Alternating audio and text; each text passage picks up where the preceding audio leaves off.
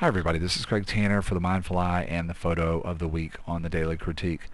Today we're going to be looking at the last image that was a push pin show winner on our weekend workshops that we held over the winter and early spring. We had a push pin show in each city and we chose a winner of the push pin show, and then we promised to feature each of those images is a photo of the week, and this is the last one. It came from our Phoenix, Arizona weekend. This image was created by Deborah, who's an intermediate photographer, and she is from Arizona.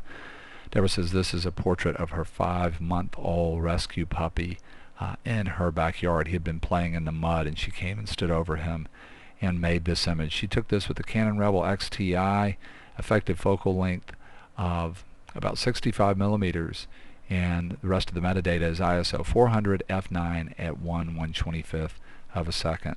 There's so many things that I like about this portrait of Deborah's puppy.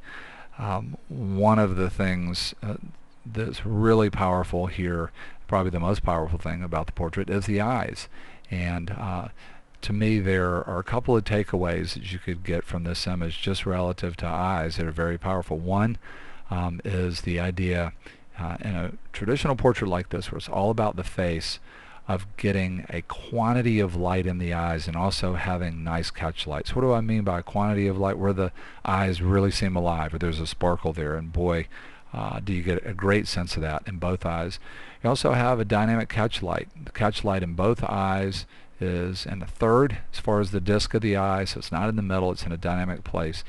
And also, to me, the shape and the quality of line that's happening in the catch lights is doing a beautiful job of sort of rhyming a lot of the quality of line or movement that's happening in the coat of Deborah's dog. Another thing that really makes the eyes pop here is seeing the white of the eyes all the way around the disc of the eye, and having that white also really sort of plays off of these beautiful earth tones on the coat of the dog that go everywhere from white to gray to black to sort of these muted oranges and reds, and even a little bit of the hint of kind of blue-violet. And I want to come back and talk about that. The other thing that's powerful here when it comes to the eyes is the unconventional cropping. So not showing the top of the head, just suggesting one ear and unconventionally cropping, and creating a simple negative space shape above the eyes. Because of the way Deborah has cropped this, you have this idea of a flat space shape for the most part over the eyes, so we don't have the top of the head where we come up and we get a real dynamic line and then a very dynamic space shape and maybe a lot of contrast up there. That cut and the unconventional cropping simplifies the top part of the frame, and it really makes the eyes much more dynamic. And that leads me into another possible takeaway from the video today, which is radical camera position. Deborah's really using two ideas when it comes to the sort of four basic ways that we can move away from an ordinary camera position, which is kind of chest high and shooting straight in. She's shooting high to low, so she's standing over her dog here. And when we shoot portraits and we shoot high to low or low to high, that starts to set up very different psychological and emotional feelings than just shooting straight in. Deborah is not only shooting high to low here, she's extremely close, and that's very powerful. With other people, with our pets, there's always sort of this kind of social distance that most of the time that we're honoring, and it's in the West is 2 to 3 feet.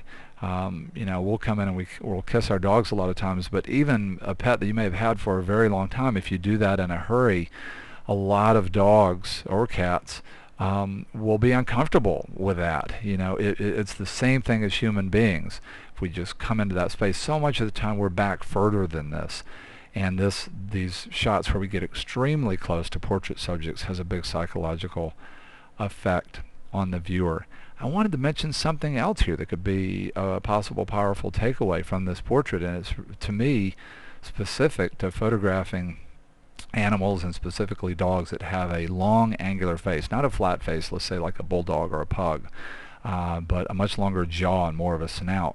A fascinating thing to me about this portrait is a lot of times if we're trying to sort of show shallow depth of field, and Deborah has a sense of that here relative to comparing the portrait subject to the background. I love the way focus falls off, and it's really one of the things that's helping to separate Deborah's puppy from the background.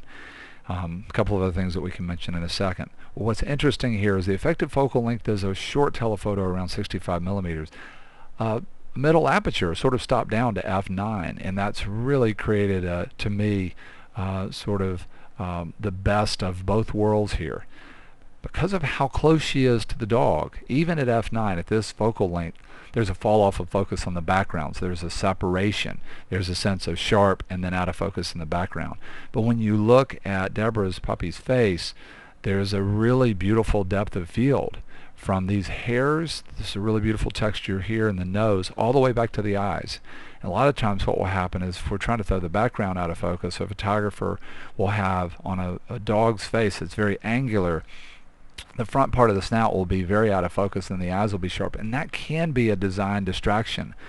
So for me, looking at this, a light bulb went off from a technical standpoint, and it's something I'd really encourage you to think about if you like photographing pets. If that's been an issue with you in the past, of having the nose on an angular faced dog very unsharp and the eyes sharp and that sort of being a distraction, here's a great approach. Short telephoto, f11, f9, but getting very, very close to the face so that you still get a fall out of focus in the background, but nice depth of field across the space of the face of the dog. Really beautiful color here, some awesome color theory things, just the simplicity of cool green background and warm here on the dog. So that there's separation, but these colors play really well together. The idea of sort of green and gold is a real powerful, very powerful color combination. And sometimes when we just have two color ideas that can be static, there's a third color idea that comes in here that's just fantastic, which is this sort of blue-violet. The blue plays off of the idea of kind of the burnt muted orange. The violet obviously plays off of these places in the coat that start to push in a muted but powerful way towards yellow.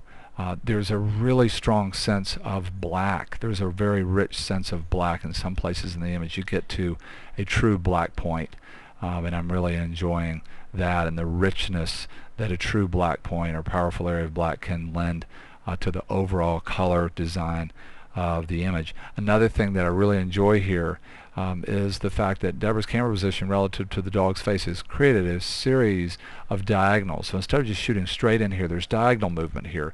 That implies depth on the z-axis in the image, but it also creates a pleasing feeling for us as the viewer, because we like to start in the west at the top left and move to the bottom right. And this feeling of moving from top left to bottom right is very natural.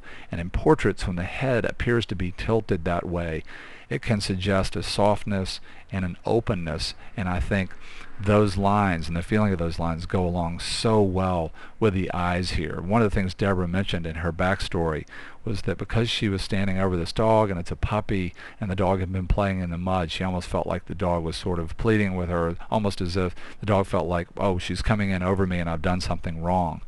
And the eyes, you know, a lot of that could just be projection. Who knows what dogs think about? I've had dogs my whole life, and I would give anything to know for 30 seconds what my dogs have actually been thinking. But you do get a sense of that in the story, I think, of kind of pleading eyes, and then the softness of the tilt, I think, goes along with that. Really beautiful luminous light everywhere in the image, and you see that in the catch lights on the mud covered nose, and also it's kind of the glistening hairs that are coming off the snout. There's so many things to like here. Beautiful rhythm between the fur of the dog and the background. Really beautiful portrait. We want to say a huge thank you to Deborah for sharing this with us, and a huge thank you to all the people who supported our weekend workshops. And a huge thank you to you for being here. I hope to see you again very soon on The Mindful Eye. Have a great weekend, everybody.